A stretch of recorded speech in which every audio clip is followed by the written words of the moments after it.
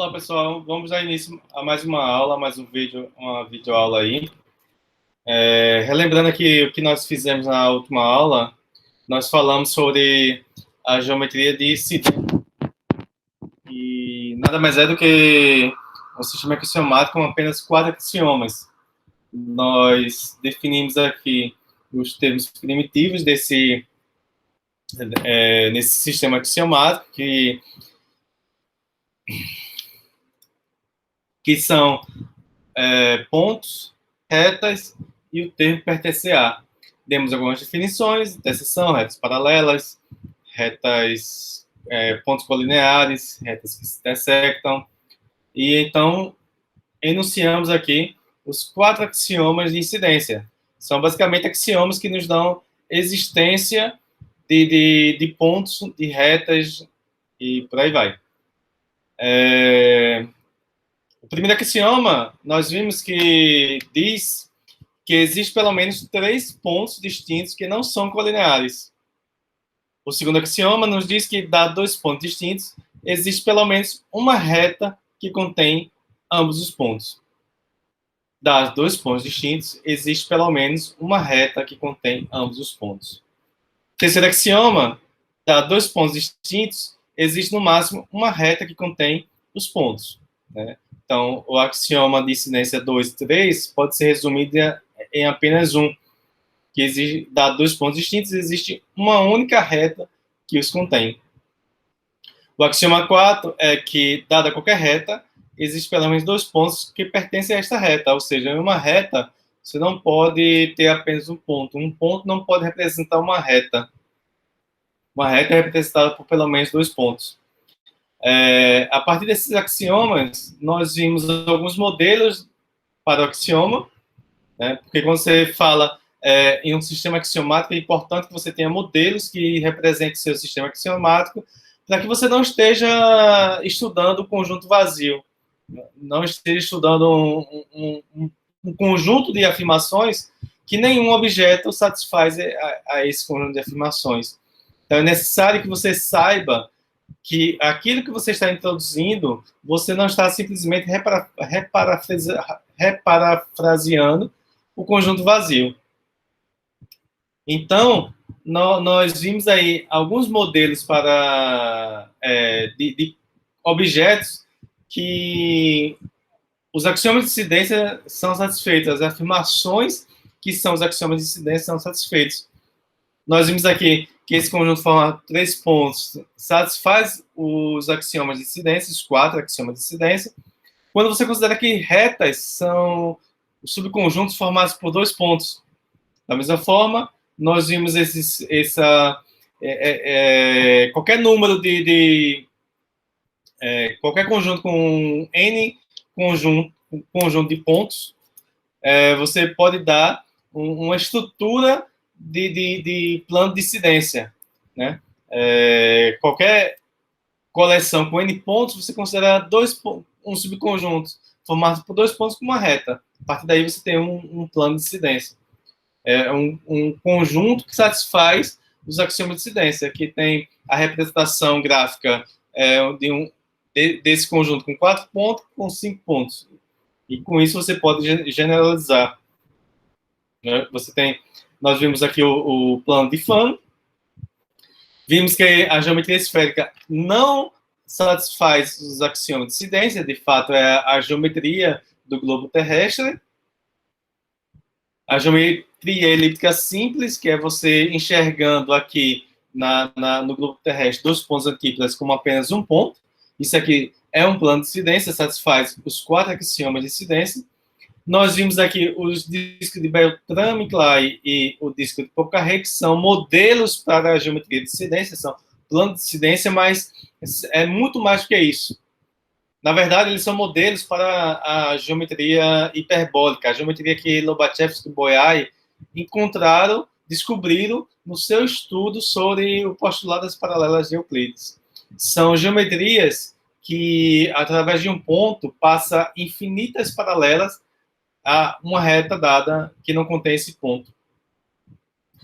Você também tem os modelos sem plano de Poincaré, que é a parte do plano XY que está totalmente acima do eixo X. Isso aqui também é um modelo para o plano de incidência. Você tem um modelo do hiperboloide, né? Você considera o hiperboloide duas folhas, porém, então, apenas a folha que possui Z positivo. E considera as retas são hipérboles, que são interseções de planos que passam pela origem com esse hiperboloide aqui. Então, isso aí forma um plano de incidência e satisfaz os axiomas de incidência. Falei brevemente que os 4 axiomas de incidência são consistentes, ou seja, você não vai encontrar um absurdo a partir dos 4 axiomas. Todas as afirmações lógicas que você concluir, nenhuma delas vai contradizer qualquer outra. Né? Isso aí mostra a consistência do seu sistema axiomático. Né?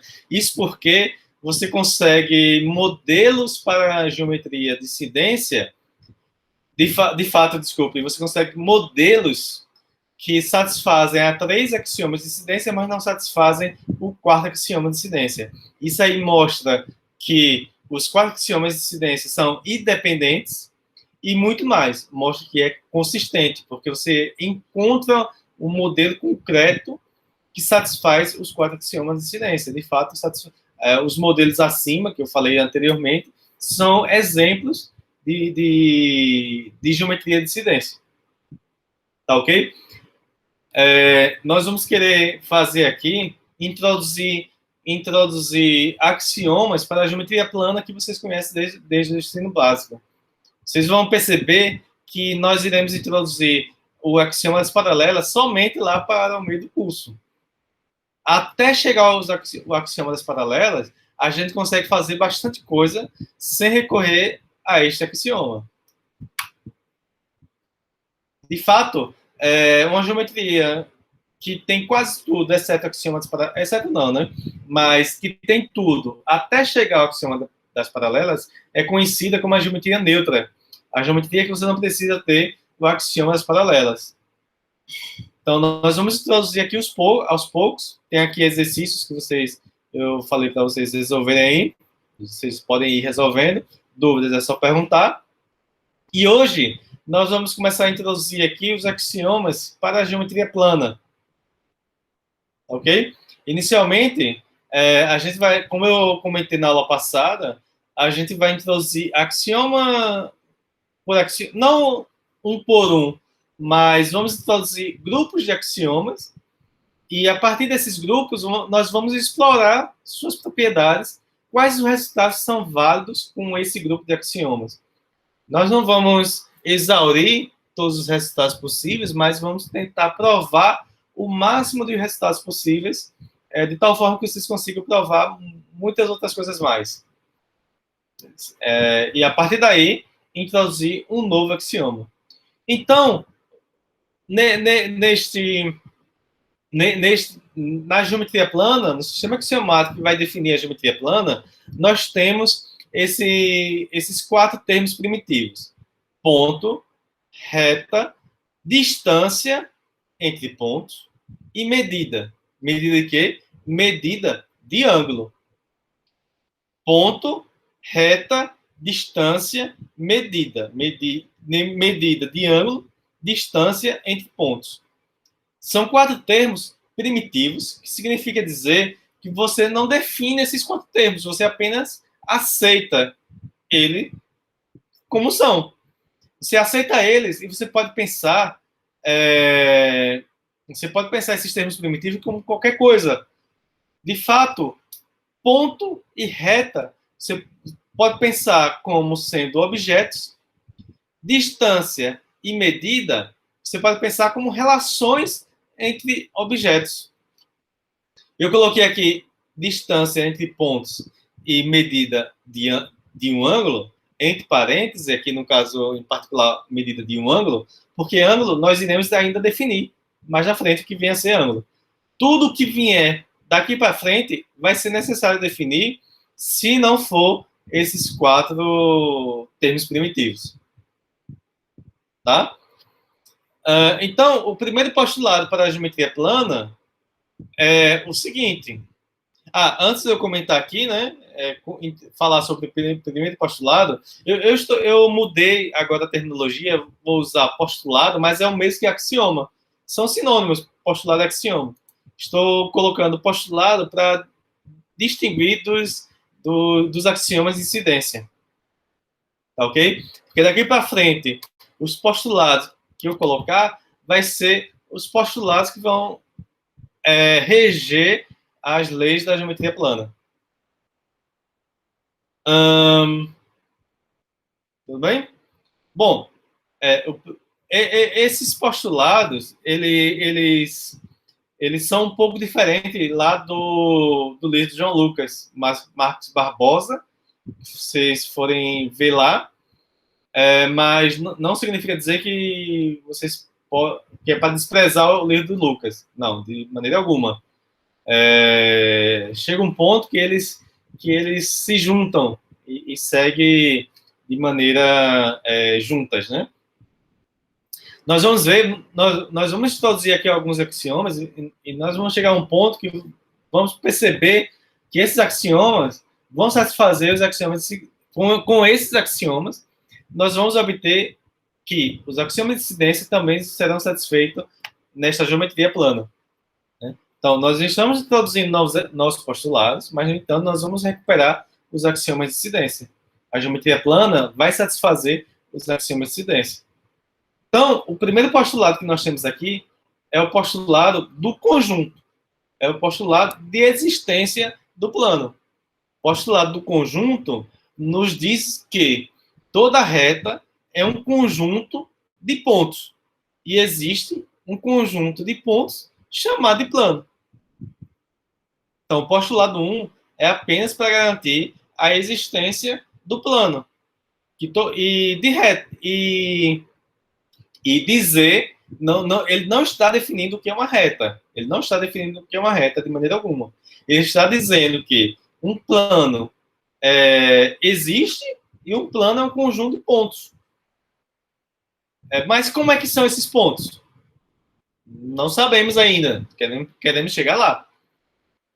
E, além disso, né, o termo primitivo reta, ele está dizendo que esse termo primitivo nada mais é do que um conjunto de pontos. Como é que são esses conjuntos de pontos? Só os próximos axiomas para poder nos dizer o que significa. Como é que são esses conjuntos de pontos? A princípio, poderia ser apenas um círculo, poderia ser um triângulo, poderia ser um conjunto. O plano poderia ser um conjunto de pontos no espaço. Mas nós não queremos conjunto de pontos no espaço. Nós queremos o plano. Né? Então, os próximos axiomas que nós iremos introduzir vai auxiliar a pensarmos esse conjunto de pontos como sendo o plano que nós conhecemos. Tá? Que, a princípio, eu poderia pensar que esse conjunto de pontos, que é o plano, poderia ser o conjunto de alunos nessa turma. Eu defino como o plano como conjunto de alunos. Né? Mas é claro que esse conjunto de alunos não é o plano que conhecemos. Né? Então, é necessário você ter axiomas para que você vá excluindo as possibilidades que você não quer. Né? Então, à medida que você vai introduzindo um novo postulado, você vai verificando suas propriedades e se é aquilo que você deseja, que você quer construir, que você obtém a partir da sua experiência de vida aí, né, do ensino básico, do ensino médio. Bom, então, o primeiro postulado nos diz que toda reta é um conjunto de pontos. E existe um conjunto de pontos chamado de plano. Tá ok? Bom, com isso, esse postulado, um comentário aqui, né, ele evita usar esse termo pertencer a como um termo primitivo, porque alguns sistemas, existem vários sistemas axiomáticos para a geometria plana. Alguns sistemas axiomáticos, ele introduz esse termo pertencer a como um termo primitivo. Só que esse primeiro axioma, ele permite a gente utilizar a linguagem de teoria de conjunto, e pertencer lá de teoria de conjunto, tá?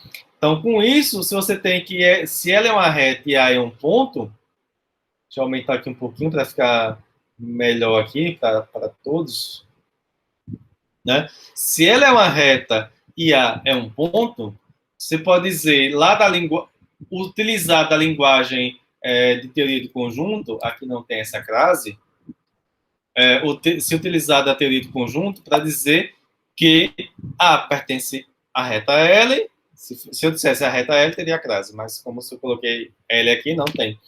Ou que L contém A. Tá? Então, com isso, e com isso a gente vai, com esses termos primitivos, né, a gente vai introduzindo objetos que nós queremos estudar. Né? Então, aqui a gente define o que quer dizer pontos colineares, como antes, na geometria de incidência, conjunto de pontos é dito colinear se existe uma reta que os contém. Né? Se existe uma reta que os contém. A princípio, nada impede que nossa reta seja um círculo, né? Deixa eu fazer um círculo perfeito aqui. Nada impede que nossa reta seja um círculo. Tá ok? E um conjunto de pontos seriam colineares se eles pertencessem a este círculo, mas não é o caso. Não é o caso ainda, né?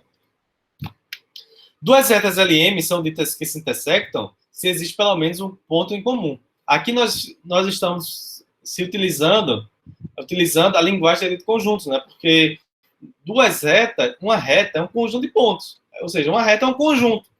Aqui, dois conjuntos se intersectam se contém pontos em comuns. Tá? E se A é um ponto em comum a duas retas, L e M, você diz que L e M se encontram no ponto A. E duas retas L e M são paralelas se elas não se intersectam. E a notação de retas paralelas que iremos utilizar é esta notação. A notação bem conhecida.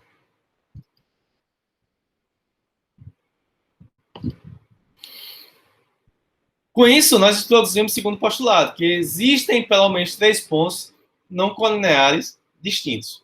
Existem pelo menos três pontos não colineares distintos. Aqui, o postulado 1 nos diz que o plano é um conjunto de pontos. Existe em um conjunto de pontos. Não tem porquê você pensar que um plano não poderia ser apenas um ponto, não poderia ser dois pontos. Mas o postulado 2 vem e nos diz que em um plano, você tem que ter pelo menos três pontos, para que eles não sejam colineares, né? Existe pelo menos três pontos não colineares. Três pontos que não pertencem a uma reta.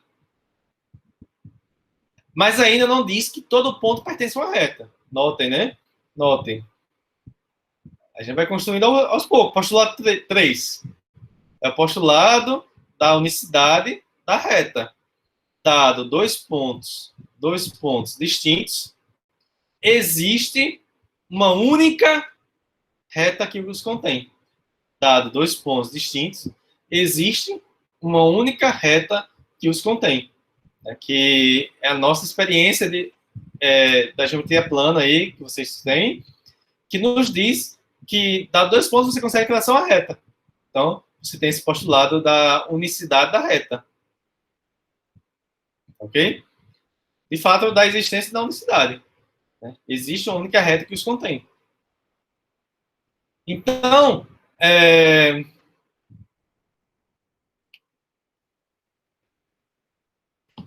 a gente tem essa notação, como antes na geometria de incidência, para a reta que contém os pontos A e B. E esta notação, quando vocês enxergarem essa notação, fica implícito que A e B são dois pontos distintos. Às vezes, para evitar estar falando demais, né, a gente fala em símbolos, né, através das simbologias.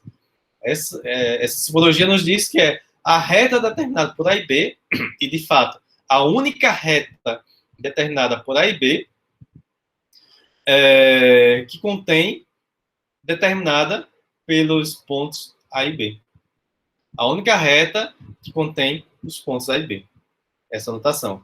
E essa notação nos diz que A e B são pontos distintos. O postulado 4 é o postulado da distância. O postulado da distância, que para todo par de pontos A e B, a distância de A até B é um número real não negativo, determinado por A e B. Então, a gente vai denotar dessa maneira aqui, o AB com a barra, para indicar a distância de A e B. O que o postulado da distância nos diz é que esse número aí é um número real não negativo, né? Ou seja, maior ou igual que zero. Né? É um número maior ou igual que zero. Né? Para todo par de pontos A e B, a distância de A até B é um número real não negativo determinado por A e B. Mas esse postulado da distância ainda não nos diz o suficiente. Você pode ter uma reta aqui e 3 pontos aqui. Poderia ter os pontos A, B e C. Como está dito aí, como está posto o postulado 4, não é que ele esteja errado, na verdade, que para termos o que a gente precisa colocarmos mais, mas o que eu estou querendo dizer é que você poderia ter o seguinte, somente com o postulado 4. Você poderia ter que a distância de A até B seja 10, e você poderia ter a distância... Poderia ter a distância D até B seria 10, enquanto que a distância de A até C poderia ser 0, por exemplo. O extremo, né? O extremo. Mas acontece que você não quer essa situação, né? Vamos colocar 2. Você não quer essa situação. Na situação que está posta aqui, você quer que a distância de A até C seja maior que a distância de A até B. Né? Você quer essa situação aí.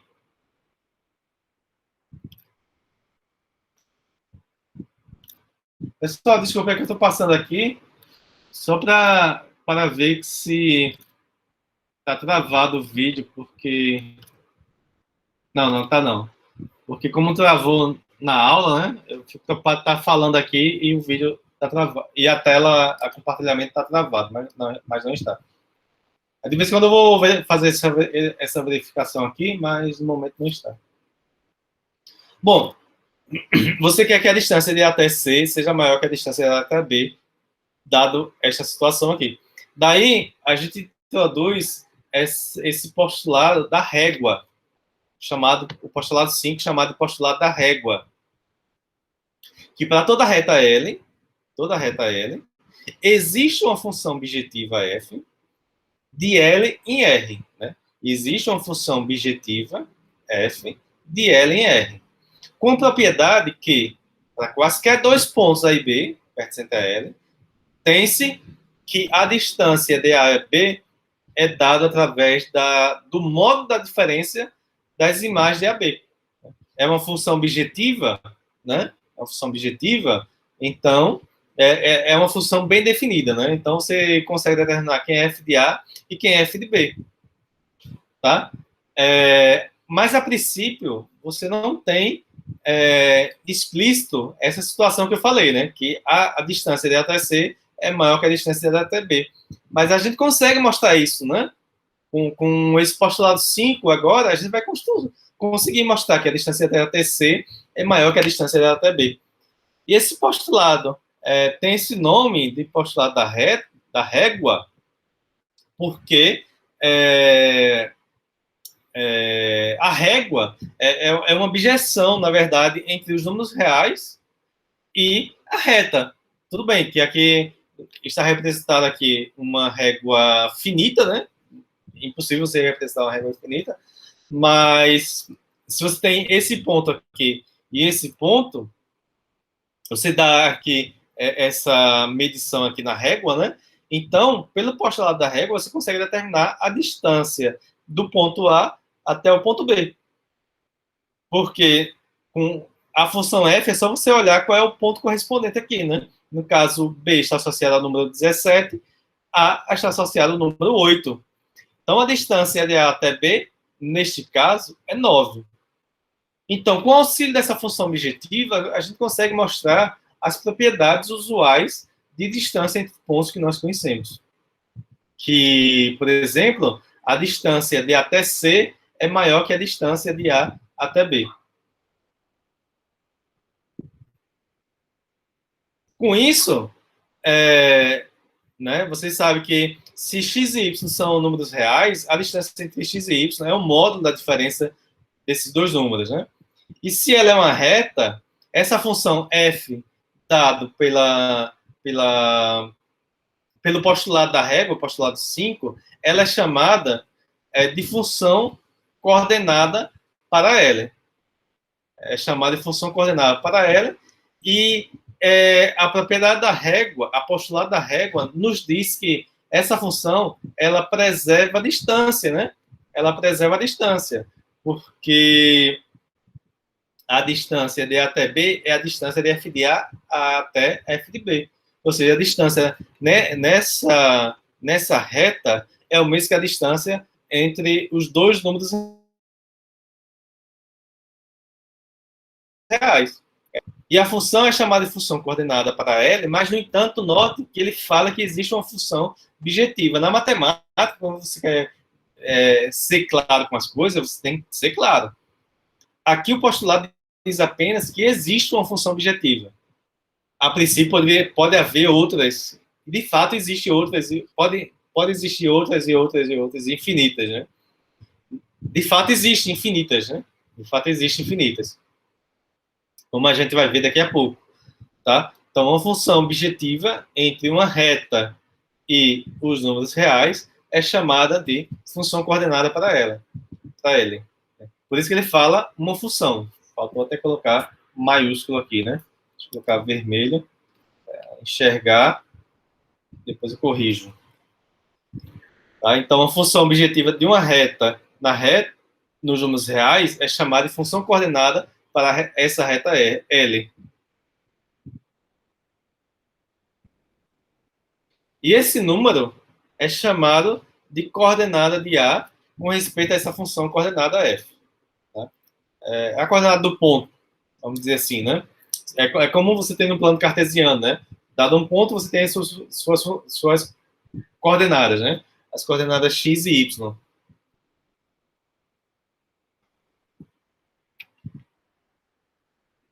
Então,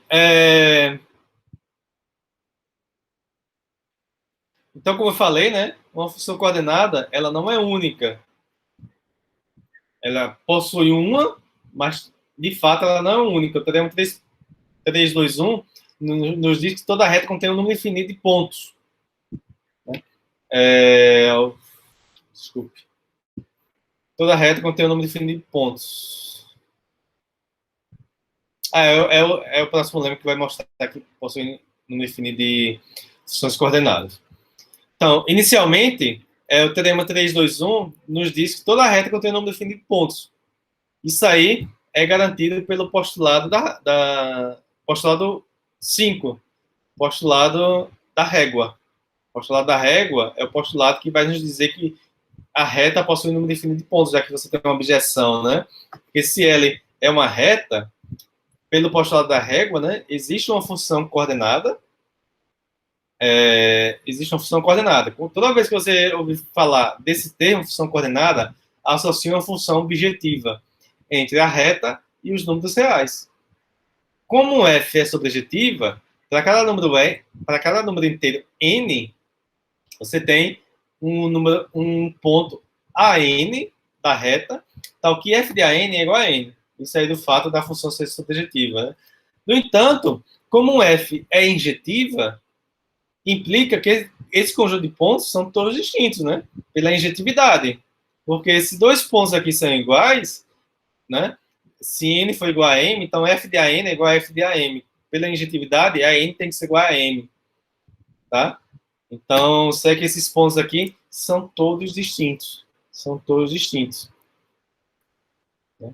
Então, é necessária a subjetividade e a injetividade aí, né? Ok. Então, toda reta contém um número definido de pontos. Note que, inicialmente, tínhamos dito que num plano precisava ter pelo menos 3 pontos. Era o postulado... Não precisa decorar os postulados, tá? Não precisa. Mas você tem que entender. É claro que se não precisar estar voltando, é bom, né? O postulado 2 nos diz que existe pelo menos 3 pontos não colineares distintos. Então, o postulado 2 já garante a existência de pelo menos 3 pontos no plano. O postulado 1 nos diz que existe pelo menos um ponto, porque o plano tem... a princípio, não poderia ser vazio. O postulado 2 nos diz que tem que ter pelo menos 3 pontos. E o postulado 5 vai nos dizer que existem infinitos pontos no plano. De fato, em cada reta vai existir infinitos pontos no plano. Infinitos pontos. Então, o corolário é o corolário de incidência 4, né? O corolário é o conteúdo do corolário de incidência 4. O que é que diz o corolário de incidência 4? Lembrando aí, né?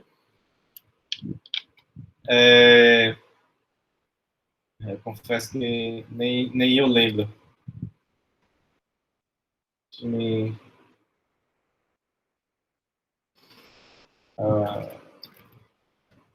Corolário de incidência 4. Deu branco aqui agora. Vou abrir um outro arquivo aqui para... Eu vou explicando e falando aí para vocês.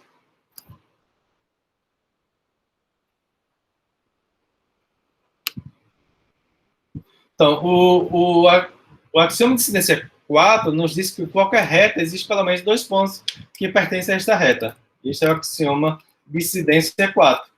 Né? Então, o axioma de incidência 4 nos diz que em cada reta você encontra pelo menos 2 pontos.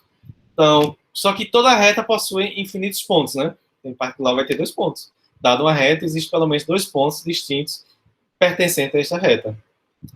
Tá ok? E da mesma forma, você obtém que os 4 axiomas de incidência são satisfeitos, né? O primeiro axioma de incidência nos diz que existe pelo menos 3 pontos distintos que não são colineares. No entanto, o postulado de existência já nos dá isso aí, né? O postulado de existência, relembrando aqui, né? Existe pelo menos 3 pontos não colineares distintos. Então, em particular, satisfaz o primeiro axioma de incidência. Opa, cadê aqui? Os axiomas de incidência 2 e 3 é da existência de uma única reta passando por 2 pontos, né? Segue do postulado da unicidade de reta, né? Porque o postulado da unicidade de reta nos diz que, dado 2 pontos distintos, existe uma única reta que os contém, tá? Então, com esses 5 postulados, você reobtém os axiomas de incidência. 1, 2, 3 e 4. Tá? Então, com esses 5 postulados, você obtém a geometria de incidência. Qualquer objeto que satisfaça esses postulados, esse objeto também vai satisfazer os axiomas de incidência. Vai ser uma geometria de incidência. Então, a nossa geometria, a geometria plana, vai ser, em particular, uma geometria de incidência.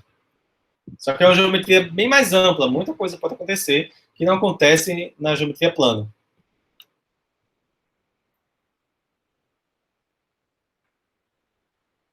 Este lema, o lema aqui, é o seguinte: seja L uma reta e f de L em R uma função coordenada. Uma função coordenada. Falou em função coordenada, lembre do axioma da régua, né?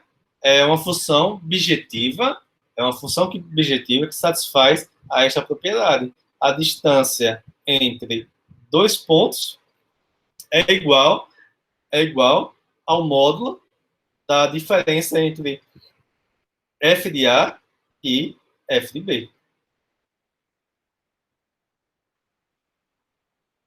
Falou em função coordenada, lembre de uma função objetiva que satisfaz a esta propriedade, que preserva a distância.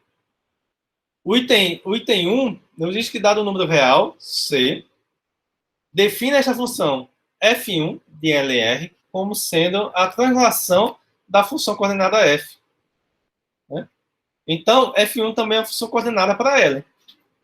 E de fato, né? De fato, isso é verdade, né? Porque para mostrar que f1 é uma função coordenada, você tem que mostrar o quê? Você tem que mostrar que f1 é uma função bijetiva, é subjetiva e injetiva, mas isso segue porque você somar aqui uma constante, a FA, você obtém ainda uma função subjetiva e uma função injetiva. Existe isso aí, teoria de conjunto. E além disso, satisfaz a esta propriedade, né? Porque é só você somar e subtrair, né? A constante aqui. Você fica com F de A mais C menos, aí você subtrai a constante e coloca aqui o sinal de menos evidência, f de B mais C. Só que f de A é o f1 de A e o f de B mais C é o f1 de B. Ok? Então, consequentemente, essa função f1 também preserva a distância. Não é difícil mostrar que é injetiva e subjetiva. Portanto, f1 é função coordenada também. Então, a função coordenada, ela não é única. Daquela constante que você der aqui, você vai ter uma função coordenada diferente. Isso porque a diferença aqui, ó, essa constante aqui é indiferente. Ela vai ser cancelada, né? C menos C dá zero. Então, a função coordenada não é única. É por isso que quando você fala de função coordenada, você fala uma, né? Ao invés de A, função coordenada. Defina uma função f2 de L em R desta maneira. f2A igual a menos f de A. Para todo A percente a L. Então, f2 também é uma função coordenada para L. Mas isso aí é quase de imediato, né?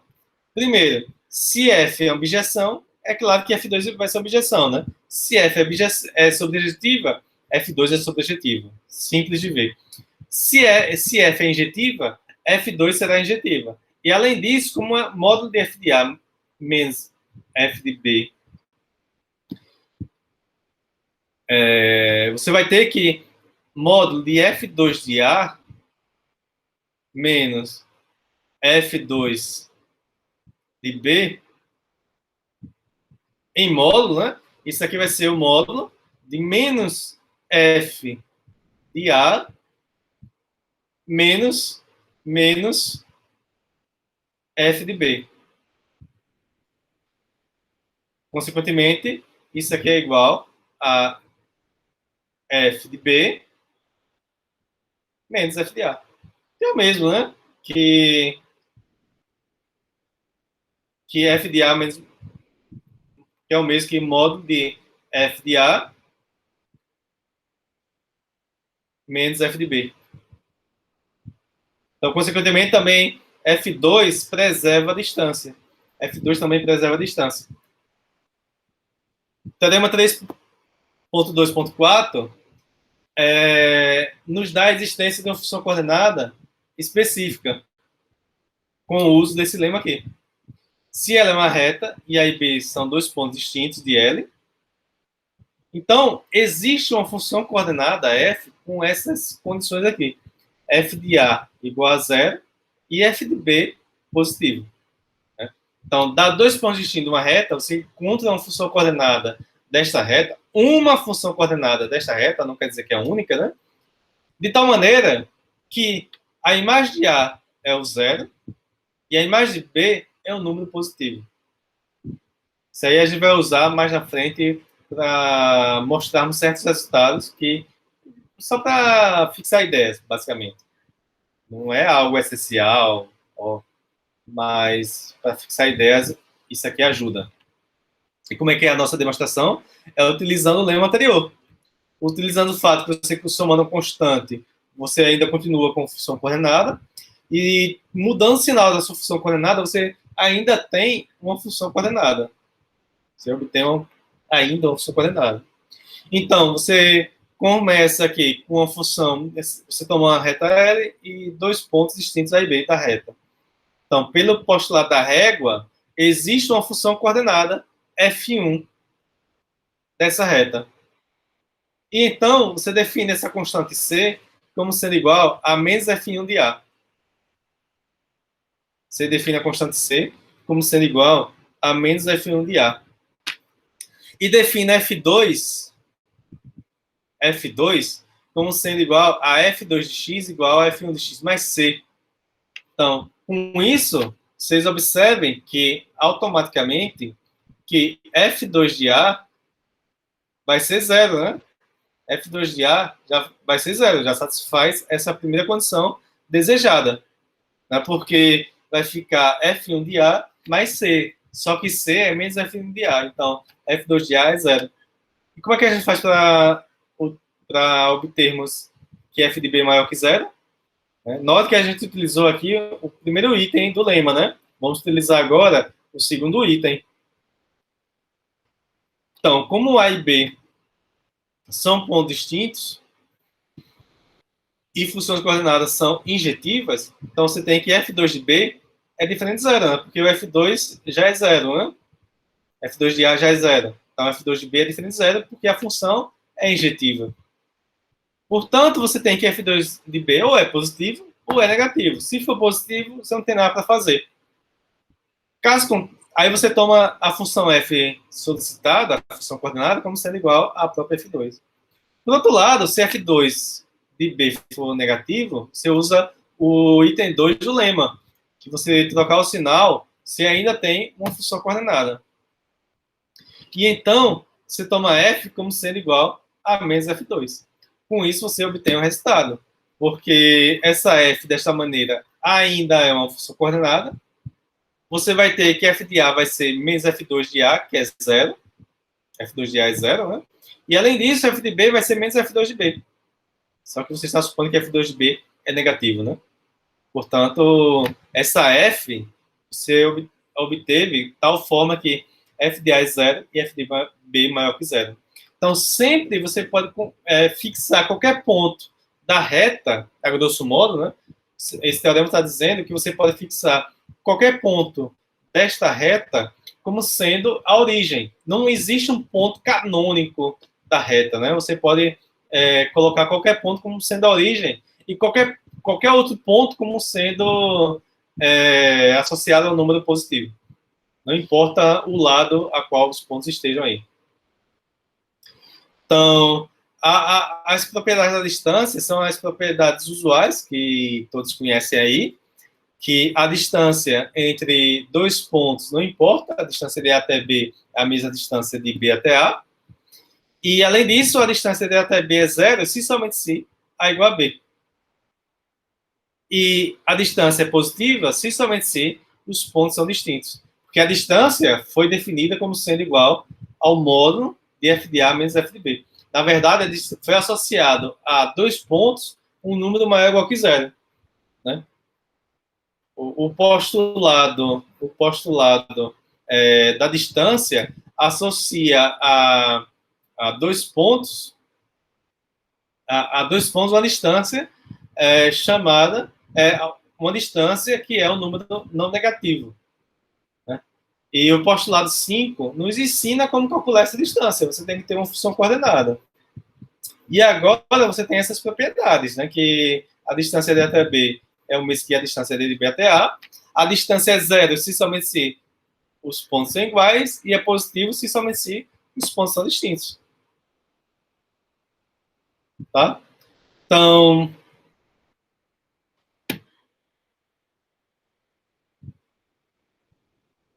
aqui é a distância entre A e B, né? Entre dois pontos. Não fixou reta nenhuma, mas claro, se os pontos... Se você toma dois pontos, né? Então, existe, pelo corolário 233, uma reta, né? Lembrando que o corolário 233 está lá no capítulo anterior, de axioma de incidência, né?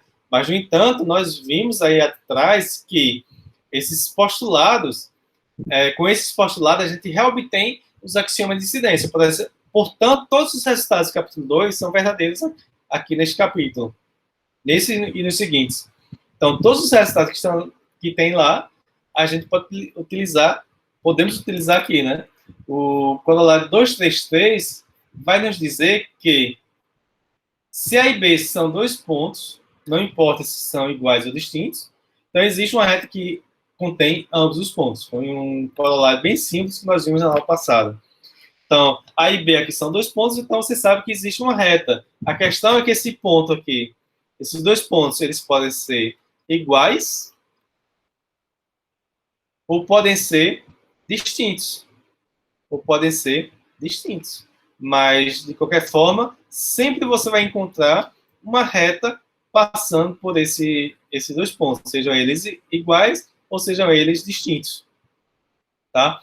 Então, você tem agora uma reta L aí, uma reta L, seja os pontos iguais ou seja os pontos distintos, você tem uma reta L. Dado uma reta, o postulado da régua nos dá a existência de uma função coordenada. Né? O postulado da régua nos dá a existência de uma função coordenada. No entanto, consequência é que existe infinitas. Né? Você toma uma. Você toma uma função coordenada. E além disso, né, é satisfeita essa propriedade aqui. Né? Isso aí é o postulado da régua.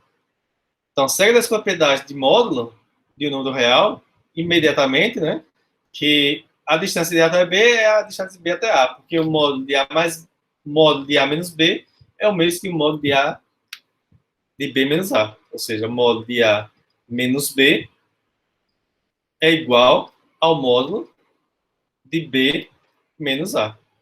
Então, dessa propriedade, né, módulo de números reais, implica que a distância de A até B é o mesmo que a distância de B até A. Agora, se a distância for igual a zero, então você tem que o módulo de f de A menos f de B é igual a zero. Aí você usa a propriedade de módulo, você tem que o módulo de um número só é zero se o número for zero. Portanto, você tem que f de A é igual a f de B. Só que a função é injetiva, né? O postulado da régua nos dá que essa função coordenada é injetiva. Portanto, A tem que ser igual a B. Da mesma forma, se A é igual a B, trivialmente você tem que a distância de A até B é zero. Agora, com isso você tem o item 2. Para provar o item 3, é simples também. Você tem que, se... aqui é um se somente se, né? Então, você tem que provar a ida e a volta. Supor que vale o lado esquerdo, provar o lado direito e vice-versa. Suponha que AB seja positivo. AB seja uma distância positiva. Então, do item anterior, você tem que A diferente de zero. Por quê? Por que A diferente de zero? Porque se foi... Desculpe, diferente de zero não. Não. Se A fosse igual a B, A é diferente de B. Se A fosse igual a B, você usava o item 2, né? Porque A igual a B implica que a distância é zero. Você está supondo que a distância é positiva. Da mesma forma, se a distância é diferente... Desculpe, se os pontos são distintos, então o item anterior também implica que a B é diferente de zero. Na verdade, o item 3 é a negação do item 2, né? Tá? O item 3 é a negação do item 2. Por isso que é bem simples a demonstração aí. Sem dificuldade alguma. Porque se eles são distintos, né? Então o item anterior implica que AB é diferente de zero. Porque se fosse igual a zero, o item anterior implicaria que A seria igual a B. Que é falso, né? Então, como o postulado da distância implica que a distância não pode ser negativa, você tem que AB é positivo. Então, você tem essas propriedades de distância bem conhecida aí de todos, né? Essas propriedades, né? Okay?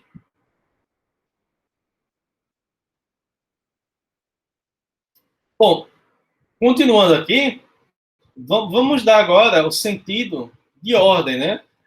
Até então, até aqui, nós não temos condições de dizer que um ponto está entre dois pontos.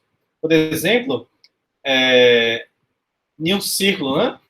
Em um círculo, o que é que você tem? Se você tem três pontos em um círculo, você tem três pontos no círculo aí. Por exemplo,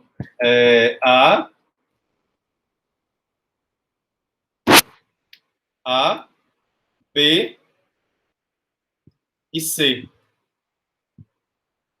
Eu não tenho condições de dizer aqui nesse círculo que A está entre B e C. Não tenho condições de dizer que B está entre A e C.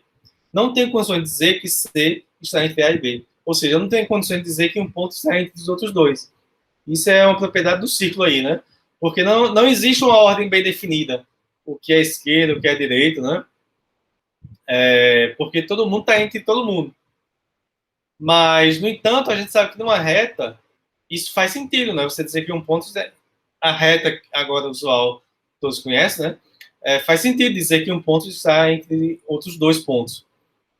Então, com isso, mas para fazer isso, a gente precisa introduzir mais postulados. Desculpe, mais postulado não. A gente precisa mostrar esse tipo de coisa. Vai ser uma consequência do postulado da régua, dos postulados anteriores, né?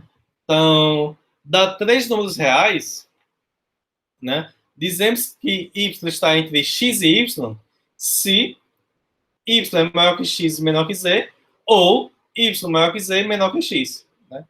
Então, y está entre x e y se ocorre uma dessas duas sequências de desigualdades.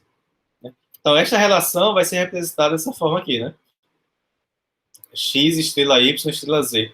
Então, para números reais, X estrela Y estrela Z vai representar ou essas desigualdades ou essa desigualdade.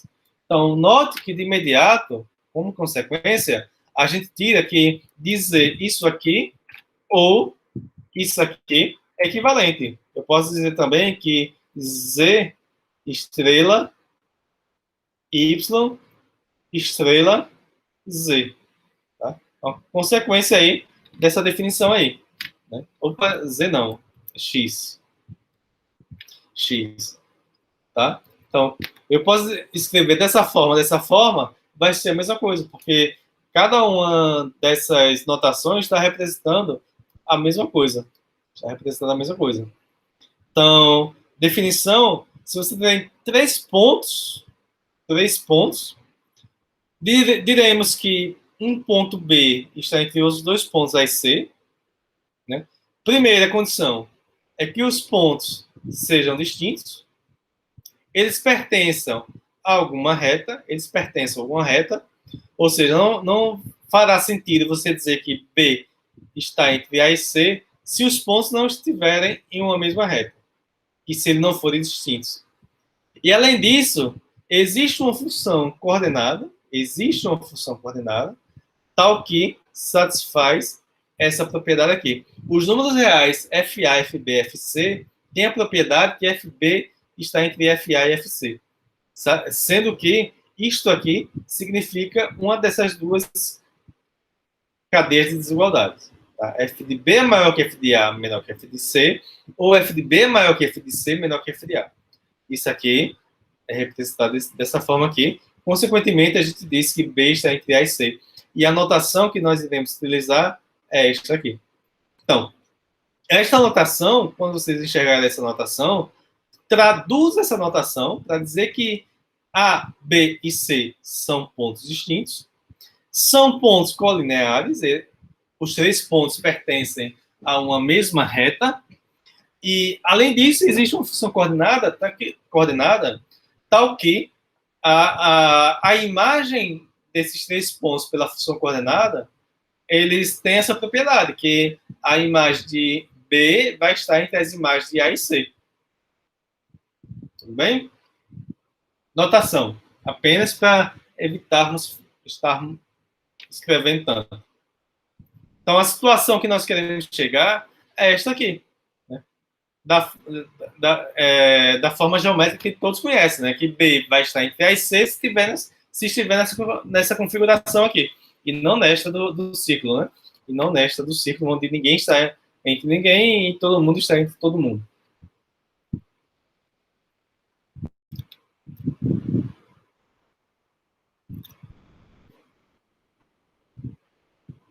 Ok? Bom, mas note... Opa, passei demais, desculpa. Note aqui o seguinte, que a definição de um ponto está entre os dois pontos, cadê? Tem essa questão aqui, né? Que existe uma função coordenada que satisfaz essa propriedade aqui. Mas quem garante que não existe uma outra função coordenada tal que f de A esteja entre f de B e f de C? Né? Mas isso aqui não ocorre, porque a gente vai mostrar que se existe uma função coordenada com essa propriedade, toda função coordenada vai satisfazer a mesma propriedade. F de B vai estar entre f de A e f de C. Né?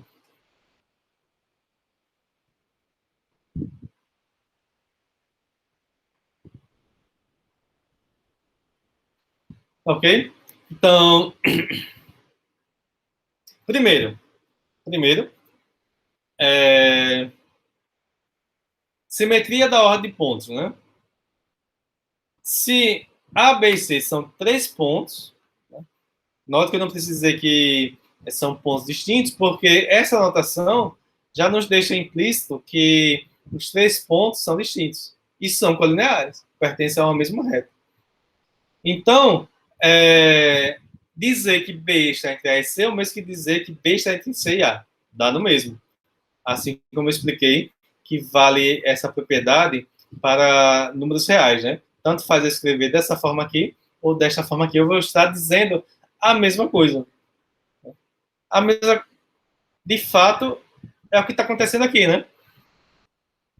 Porque a demonstração desse teorema é imediato, né? É imediato, porque essas duas notações nos diz exatamente, sem tirar nem pôr, a mesma coisa. Você consegue uma função coordenada tal que satisfaz esta e esta, mas não importa a ordem que coloque o A e o C aqui, essa cadeia de desigualdade vai aparecer nas duas notações, né?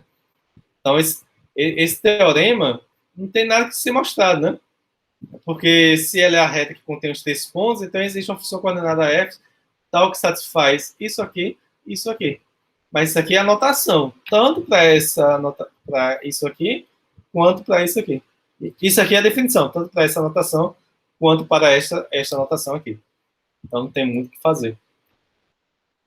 O teorema da ordem de pontos, esse teorema aqui é importante, né? Porque, como eu tinha colocado antes, né? Se você tem uma reta com esta configuração aqui, A, B e C, então, você calcular a distância de A até C é o mesmo que calcular a distância de A até B depois da distância de B até C. Você vai obter o resultado, você vai obter o mesmo resultado. Você pode quebrar por partes aqui e obter o mesmo resultado. Então, o teorema da ordem de pontos vai nos dizer que eu consigo fazer isso se um ponto B está entre um ponto A e C. Então, se B está entre A e C, então o teorema 332 vai nos dizer que a distância de A até C é a soma da distância de A até B mais a distância de B até C. Ou seja, B mais BC é igual a AC. E a demonstração, as demonstrações em geral aqui não são difíceis.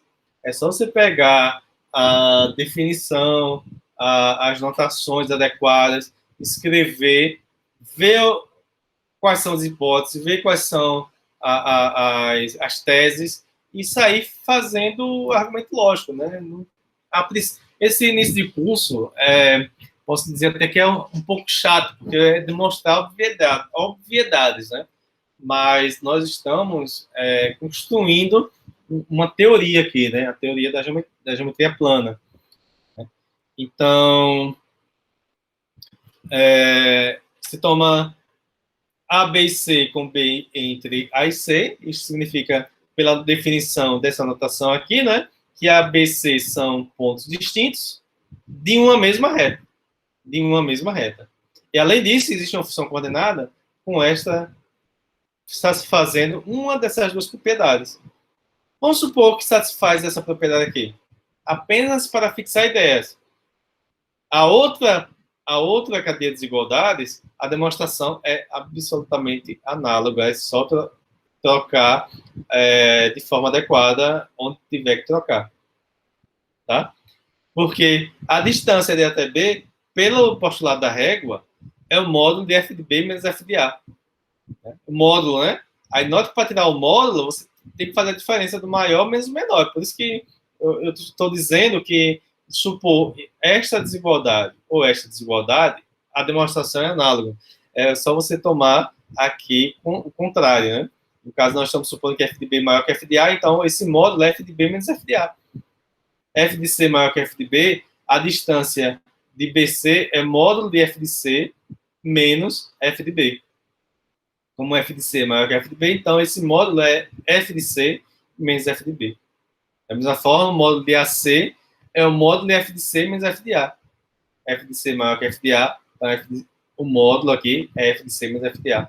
Somando BC com AB, você observa que f de B é cancelado, né? Aqui. Você fica com f de C menos f de A. Somando aqui esses dois aqui, né? Se cancelar f de B, porque aparece com sinal trocado, fica f de C menos f de A. Só que f de C menos f de A é a distância de A até C. É a distância de A até C. Que é o que queríamos mostrar, né? Que se o B está entre A e C, a distância de A até C é o mesmo que a distância de A até B, mais a distância de B até C. Então, com isso aí, fica estabelecido o teorema.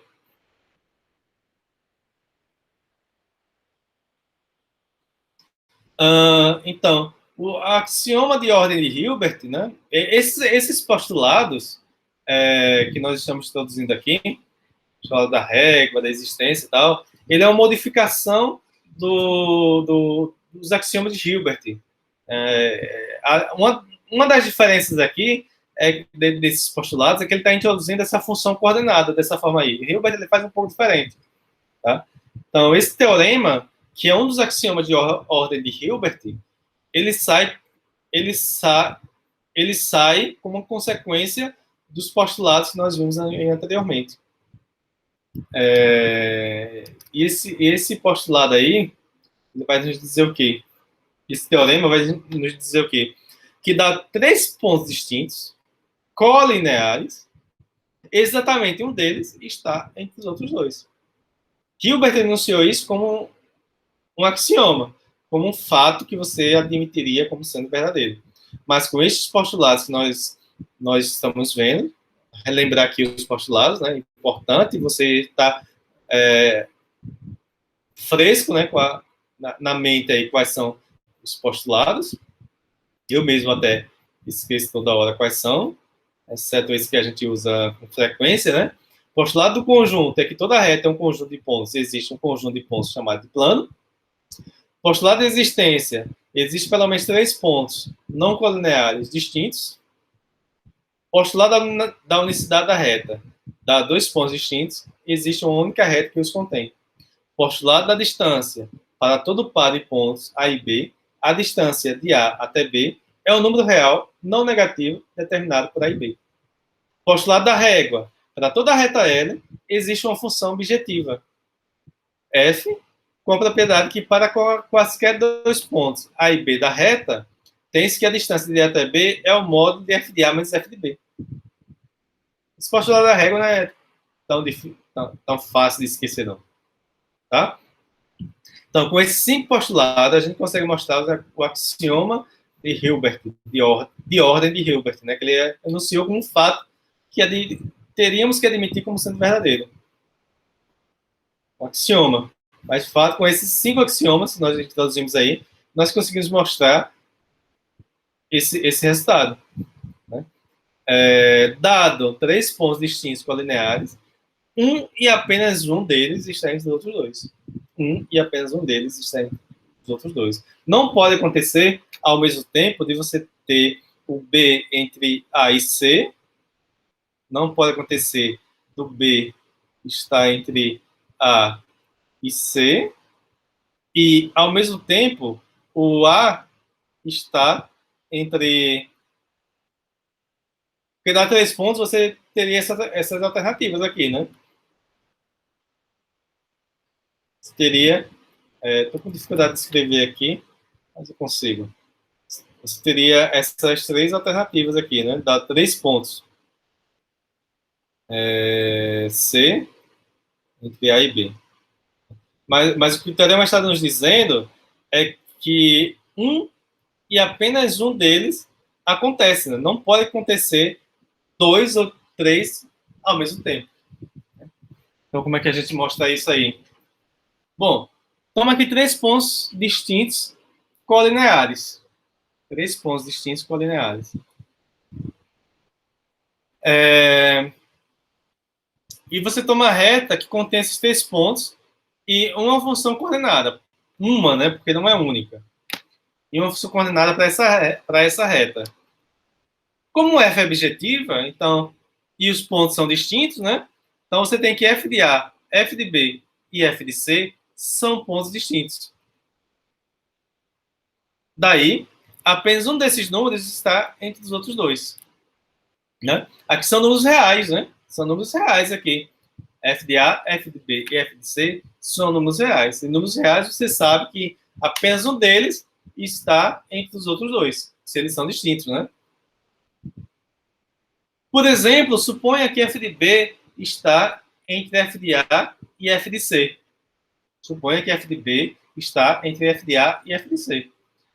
Qualquer outro arranjo aí, né, de F de A, F de B, F de C, a demonstração é análoga, com as devidas adaptações. Então, a definição de ordem, né, a definição de ordem, relembrando lá a definição de ordem, é importante, dá 3 pontos A, B, C, dizemos que B está entre A e C, se existe uma função coordenada, tal que F de B está entre F de A e F de C. Então, se F de B está entre F de A e F de C, então, da definição de ordem, você tira que B está entre A e C. Tá? B está entre A e C. Assim, mostramos que pelo menos um dos pontos está entre os outros dois. Exatamente um deles está entre os outros dois. Exatamente um, né? Ou seja, você tem que mostrar que um deles está entre os outros dois e que ele é o único que está entre os outros dois. Tá? Então, com isso, a gente mostrou que pelo menos um deles está entre os outros dois. Então, F de A, F de B, F de C, um dos números está entre os outros dois. Isso é fato. Consequência das propriedades de números reais.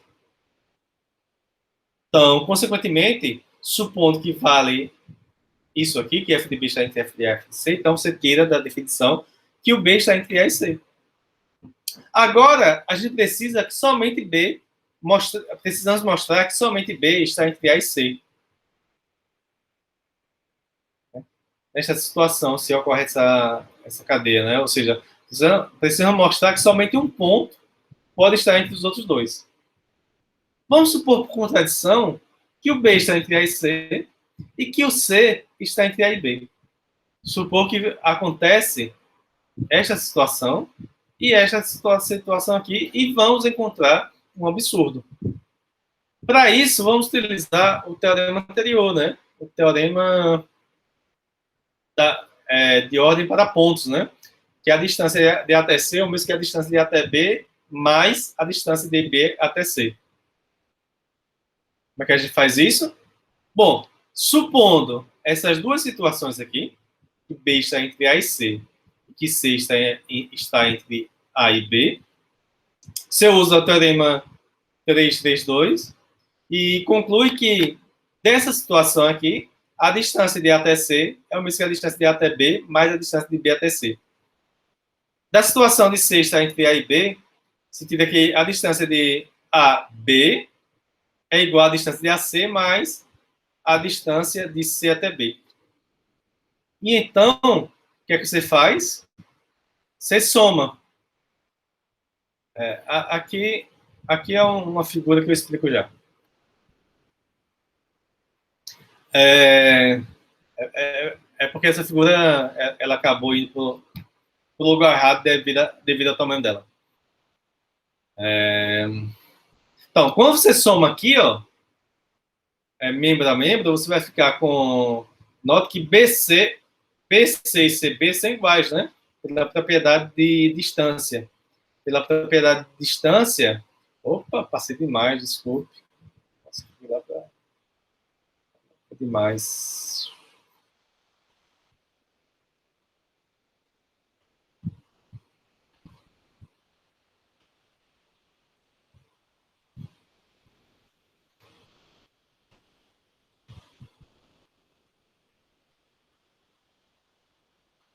Cadê? Aqui. Somando aqui, né?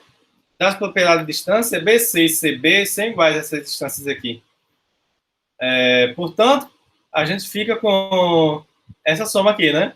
AB mais AC, ficou em página diferente, né? Deixa eu diminuir aqui.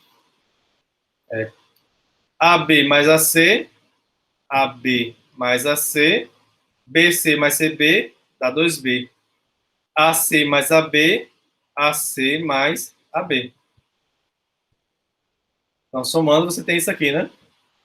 Mas então, você obtém o quê? Que você pode cancelar aqui o AB com AB, o AC com AC. Então, você fica com 2 vezes CB igual a zero. Né? Então, consequentemente, a distância de B até C é igual a zero. Só que isso aqui implica, pelo que nós vimos das propriedades de distância, né? Que B tem que ser igual a C. Que B tem que ser igual a C. No entanto, nós estamos supondo que são pontos distintos, né? São pontos distintos. Então, consequentemente, é um absurdo, né? Porque já que são pontos distintos, a distância é positiva, né? Não pode ser positivo e zero ao mesmo tempo, né? É uma contradição. E de onde vem a contradição? Em supormos que B está entre A e C está entre A e B. Tá? Então, não pode acontecer duas relações dessas ao mesmo tempo para 3 pontos distintos colineares. Somente uma delas acontece. Um ponto e apenas um está entre os outros 2 pontos colineares. Essa figura, né, ela acabou vindo para o lugar... ela teria que ser um pouquinho depois da demonstração aqui, né? Para mostrar que o teorema 333 não é satisfeito para a reta, né? Você não tem um e apenas um ponto entre os outros dois. Qualquer ponto aqui está entre os outros dois, né? A está entre A e B e C, C está entre A e B, B está entre A e C. Então, no círculo, o teorema não é satisfeito. Então, uma reta não pode ser um círculo. Consequência aí desse teorema, né? Uma reta, você não pode enxergar uma reta como sendo um círculo. Porque um círculo, o teorema não é satisfeito. Ok? Então, esse teorema exclui a possibilidade de uma reta ser um círculo, de um círculo ser ou um círculo ser uma reta. Ou seja, continuando, né? A consistência da ordem de pontos, né? Isso aqui é importante, porque suponha que A, B e C são 3 pontos em uma reta L. Então, B está entre A e C, se somente se FB está entre FA, FC para toda a função coordenada. Note que, eu vou até voltar agora para a definição de ordem, né? Vou até devagar para não passar demais, quando passar demais, não sei porquê. Vou aqui voltar para a definição de ordem, porque é importante notar a diferença entre a definição e o corolário. A definição de ordem nos diz que existe uma função coordenada, tal que satisfaz essa relação. Mas quem diz que toda função coordenada satisfaz a esta relação aqui? Quem disse que toda função coordenada satisfaz essa relação? Então, é isso que o corolário ali vai mostrar. Que toda função coordenada vai satisfazer essa relação. F de B vai estar entre F de A e F de C, se uma função coordenada satisfaz essa relação. Então, aqui a definição, ele usa uma função coordenada, e então, como consequência, ele mostra que toda função coordenada satisfaz a mesma relação. Note como é forte, né?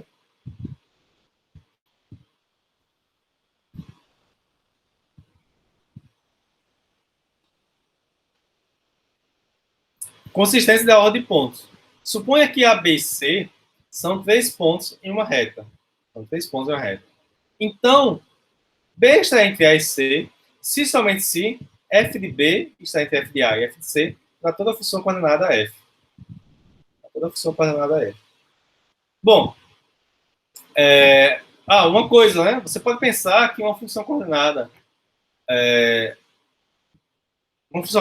sempre obtida a partir de outra, somando uma constante ou subtraindo, né? Mas não, né? Já mostrou que somar uma constante ainda continua sendo uma função coordenada, e subtrair e multiplicar por menos 1 continua sendo uma função coordenada, mas não significa dizer que qualquer outra função coordenada pode ser obtida dessa forma. É diferente. Então, suponha que f de A, f de B esteja entre f de A e f de C, para toda a função coordenada. Ou seja, isso aqui seria a volta, né? Isso aqui seria a demonstração da volta. Da volta aqui, né? Ficou ruim aqui, né? Isso aqui seria a demonstração da volta. Suponha que f de B está entre f de A e f de C para toda a função coordenada. Então, por definição, você tem que B está entre A e C. Isso aqui é pela definição mesmo, né? Porque a definição diz que você tem que achar uma função coordenada, mas você achou que qualquer função coordenada, você tem essa relação. Então, imediato aqui, né? B está entre A e C pela própria definição. A questão aqui, então, é a ida, né? É a ida. Supor que B está entre A e C, ou seja, que existe uma função coordenada que satisfaz essa relação aqui, mostra que para qualquer outra vai satisfazer essa relação. Então, suponha que B está entre A e C. Seja essa é uma função coordenada para a reta L, que contém ABC. A afirmação que ABC implica que B está entre A e C implica que os 3 pontos são distintos. Definição de B está entre A e C, né? E, portanto, como os 3 pontos são distintos e a função coordenada é injetiva, então FA, FB, FC são números reais distintos. Porque a função f é injetiva, é uma função coordenada, e os 3 pontos são distintos. Isso implica que um deles, por exemplo, f de A, está entre os outros 2. Tá? Então, são 3 pontos distintos. Então, um número, são 3 números distintos. Então, somente um dos números, propriedade de números reais, somente um dos números, está entre os outros 2. Então, por definição, se f de A está entre f de B e f de C, então, por definição, você teria que o A está entre B e C. O que vai contradizer o axioma de ordem de Hilbert, né, que é o teorema 333. Porque você está assumindo que B está entre A e C e que A está entre B e C. Só que o teorema anterior, que é o axioma de ordem de Hilbert, nos diz que dá 3 pontos distintos de uma reta, apenas um ponto está entre os outros 2. Não pode acontecer outra coisa. Então, não pode acontecer, se o B está entre A e C, não pode acontecer de A estar entre B e C. Da mesma forma, não pode acontecer que o F de C está entre F de A e F de B. Então, se o B está entre A e C, qualquer função coordenada vai ter essa relação aqui, né? F de B vai estar entre F de A e F de C. Estamos quase acabando. Então, o próximo teorema é que se A, B e C são 3 pontos distintos e colineares, tais que satisfazem essa relação, então B está entre A e C. Vamos analisar aqui, ó. Vamos analisar o que aqui diz o teorema de ordem de pontos, né? É que se B está entre A e C, então AB mais BC é igual a AC. a recíproca, sempre que você tem um teorema da forma se, então, é natural você perguntar a recíproca, o que acontece no caminho oposto. É o que está acontecendo aqui, né? Você tem que o B está entre A e C, então AB mais BC é igual a C. A distância entre AB mais a distância entre BC é igual à distância de AC. E a recíproca? Se vale essa igualdade, será que B está entre A e C? A recíproca você consegue mostrar supondo que os pontos já são colineares e distintos. Você não consegue mostrar se você não supõe isso. Né? Então, se os pontos A, B e C são três pontos distintos colineares, satisfazendo essa relação, então B está entre A e C. Então, B está entre A e C. Então, suponha que A, B e C são três pontos colineares e distintos, como nas hipóteses aqui, satisfazendo esta relação aqui. Vamos mostrar que B está entre A e C. Nós já sabemos que B está... O que é que a gente precisa mostrar aqui, né? Nós já sabemos que os três pontos são distintos e colineares. Você tem que encontrar uma função coordenada de tal forma que a imagem de B, por essa função coordenada, vai estar entre as imagens de A e C. Então, exatamente, você sabe que, pelo teorema de ordem, pelo axioma de ordem de Hilbert, né, dá três pontos distintos colineares, apenas um deles está entre os outros dois, ou seja, somente uma dessas alternativas pode acontecer aqui. Então, aqui nós temos três pontos colineares distintos, né? Então, exatamente um desses pontos está entre os outros dois. É o axioma de ordem de Hilbert. O que acontece se o C está entre A e B? O que acontece se C está entre A e B? Então, pelo teorema 332, ele vai dizer exatamente isso aqui. É o conteúdo do teorema 332. Nem vou voltar, porque a gente vai ver a mesma coisa. Se o C está entre A e B, então a distância entre A e B se decompõe, né, na soma dessas duas distâncias aqui. Portanto, as duas desigualdades em 3,2 são verdadeiras. As duas desigualdades em 3,2, aqui, né? Essas duas desigualdades em 3,2 são verdadeiras. Aí, da mesma forma que a gente mostrou que a distância de BC aqui é zero, somando essas duas igualdades aqui, você obtém... Cadê? E o mesmo argumento da prova 332 não leva a uma contradição, porque você vai achar que a distância de BC é zero, né? Mas, no entanto, a distância de BC é positiva. A distância de B até C é positiva. De forma análoga, você exclui a possibilidade de A estar entre os outros dois pontos.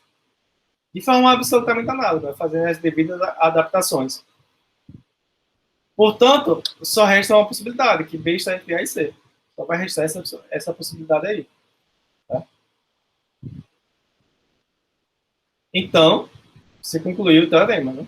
Concluiu o teorema aqui. Bom, o próximo teorema é que dá dois pontos distintos A e B, você tem que a reta que contém A e B é determinada por essa maneira, é o conjunto dos pontos que satisfaz uma dessas cinco possibilidades, né?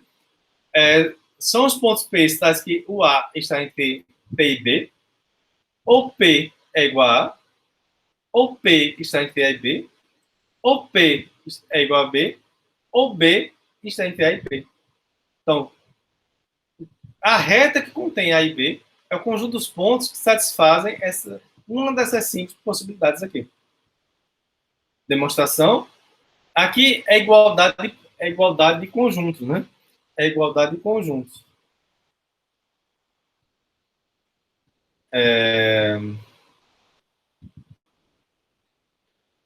Aqui tem um pequeno erro. Eu queria definir, na verdade, isso aqui. Né?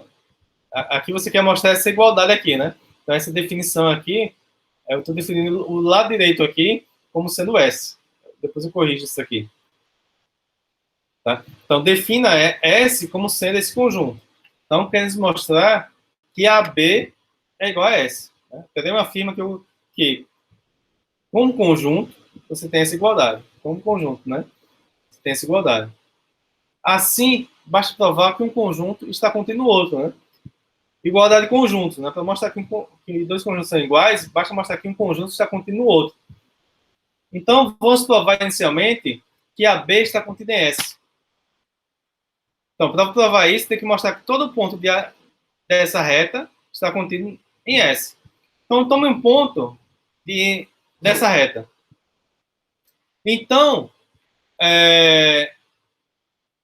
então, P coincide com A ou B, ou não é nenhum deles. Ou seja, P é igual a A ou P é igual a B. Ou não é nenhum deles. Se P for igual a A, ou se P for igual a B, pela definição do conjunto S, né, você tem que o P vai pertencer a S. Agora, se o P não coincide com A nem B, então os três pontos são distintos, né? Os três pontos são distintos. Portanto, você usa o teorema 3.33, que nos diz que dá três pontos distintos. Uma reta, que dá três pontos distintos. Uma reta, né? É o caso aqui, né? P você está tomando dessa reta aqui, né? Dá três pontos distintos da reta, um e apenas um vai estar entre os outros dois, ou seja, ocorre isto ou isto. Mas isso aqui é exatamente essa definição, essa condição, essa ou essa condição aqui. Ou seja, você conclui que o P pertence a S. Da mesma forma, para mostrar que S está contido na reta que contém AB, você toma um P pertence a S. Isso significa que uma das igualdades da definição é satisfeita, ou seja, P igual a A, P igual a B, ou A está entre P e B, ou P está entre A e B, ou B está entre A e P. Portanto, se P igual a A, P igual a B, por definição, P pertence a B, porque a B pertence a esta reta. Por outro lado, se P satisfaz uma das três relações de ordem, ou seja, satisfaz essa relação ou essa relação, então, por definição da relação de ordem, né, eles são colineares. PA e B são colineares, pela definição de estar entre, né? Então, isso significa que existe uma reta L que contém os três pontos. E então, o teorema 234, né, nos dá que L tem que ser igual a exatamente essa reta aqui. A gente mostrou que a reta L, se passa por AB, coincide com essa reta aqui, né, esse conjunto. Portanto, você conclui que P pertence a AB. P pertence a B. Então, tem uma pequena correção aqui. Tirar isso aqui, né? Eu vou fazer a correção aqui, depois eu mando para vocês. Tá? Então, com isso, você caracteriza aqui esse conjunto AB através da relação de ordem, né? Da relação de ordem está entre. Né? Então, um ponto P pertence à reta que contém AB se somente se satisfaz uma dessas cinco relações aqui.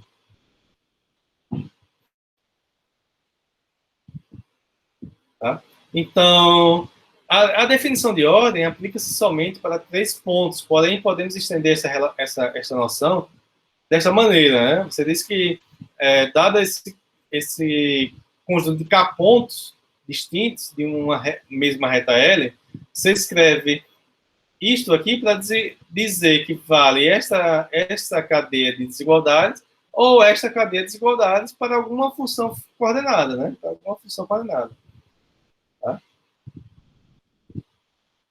E então, a gente consegue alguns resultados aqui, mas que eu vou deixar para... Não, eu vou falar logo para não pararmos aqui, certo? Aí vocês assistem a aula aí aos poucos. Né? Então, dizer que vale isso aqui, A1 estrela, A2 estrela, A3 estrela, até AK estrela, é dizer que existe uma função coordenada que satisfaz essa cadeia de desigualdades, né? Então, o primeiro lema é que se você tem isso aqui, um conjunto de K pontos distintos colineares, é importante. Então, dizer exatamente na ordem crescente ou na ordem crescente dos índices é a mesma coisa, porque essas duas notações nos dizem exatamente a mesma cadeia de desigualdades. Como antes, né? Como valia para 3 pontos. Tá? Então, observamos que das qualquer conjunto de K pontos distintos colineares, podemos rotulá-los de tal maneira que satisfaz isso aqui, né? Aqui seria um A2 aqui, né? Desculpa. Seria um A2 aqui. Tá? Então, é só uma questão de rótulo, né? Você muda os índices aí. Seja ABC pontos tais que B está entre A e C, se P pertence a B, então ocorre exatamente uma das alternativas. Se P pertence a B, então ocorre exatamente uma das alternativas. P igual a A, P igual a B, P igual a C, ou essas 4 igualdades aqui. Tá? Então, esses dois próximos resultados aqui, eu vou deixar aí para vocês dar uma lida, com cuidado, com atenção. Não é difícil, só tem uma anotação um pouco sobrecarregada, né? Porque muita estrela, muita letra, mas não é difícil. Se você ler com cuidado, com atenção, você consegue entender. Você consegue entender sem grandes dificuldades. Tá? Então, para isso é importante que vocês tenham entendido o que foi dito antes, que foi demonstrado. Qualquer dúvida, por favor, perguntem, mandem mensagem, perguntem antes da aula, perguntem depois da aula, perguntem em particular, mas não fiquem na dúvida, por favor. Perguntem, perguntem, perguntem. Estudem, leiam.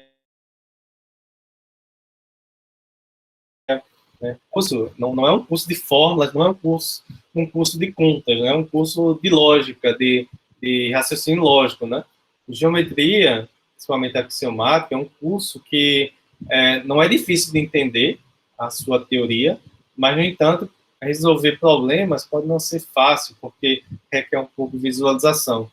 E axiomático requer um pouco mais, né? Requer raciocínio lógico, ok? Então é isso, pessoal, por hoje. Qualquer coisa, estamos aí. Não hesitem em perguntar, em tirar dúvidas. Perguntem, perguntem. Vocês podem resolver os problemas.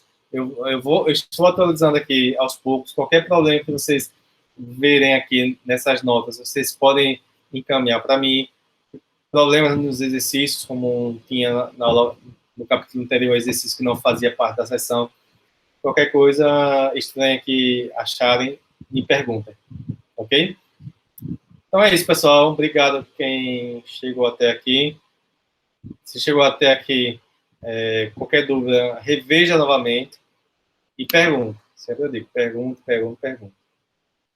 Ok. Obrigado e até a próxima aula, 5 na terça-feira, dia 13, salvo engano, de abril. Obrigado.